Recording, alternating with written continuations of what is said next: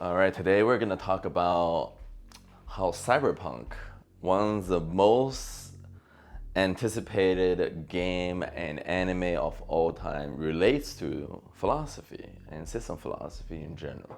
Okay, you know, Cyberpunk is one of those pretty interesting futuristic games that's gather a lot of fan base simply because of the unique universe.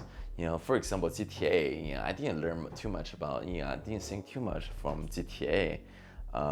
From playing that game, honestly.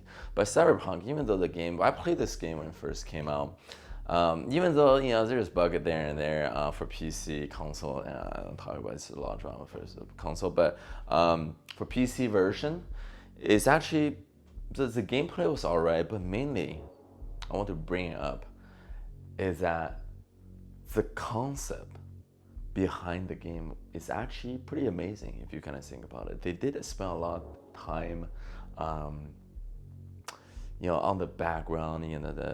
It brings a lot of philosophical questions, right? When I was playing this game, right, for example, Johnny Silverhand, right, he got turned into a chip, right? So his consciousness was scanned all into inside a computer chip, right? Into data, right? And when this chip gets inserted into a person, right, aka computer, it activates the chip, and then that consciousness gets activated. That makes you think about, hey, is human brain, are all of that just data that can be transferred into a chip or like a microchip? And then once you're in chip format, time is frozen. But when that chip gets inserted into a computer, which is have processing power that's processing the data, then that's when data becomes conscious. That really makes you think about, hey, what exactly is consciousness? Right? That's such a deep question. What is consciousness?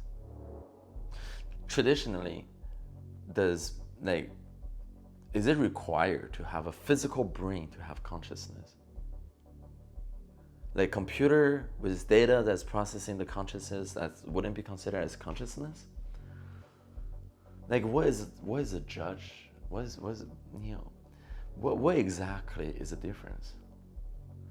If you can not differentiate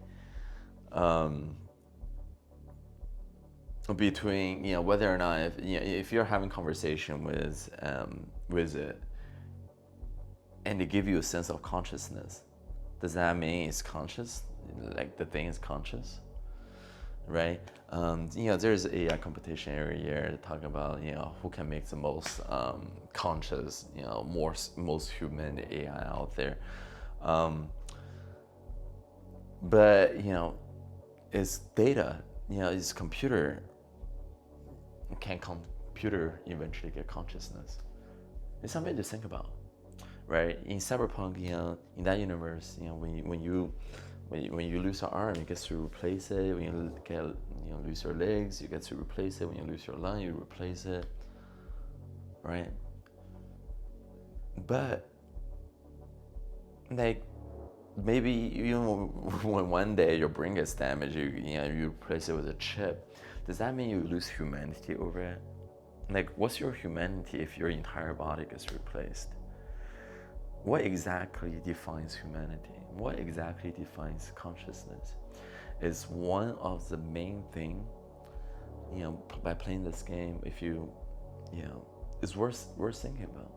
That's why, if you're, I'm not saying philosophy needs to be boring. You can technically learn philosophy by playing games. For example, when you're watching Black Mirror, you do, figure out, that's kind of crazy. I mean, what exactly is conscious?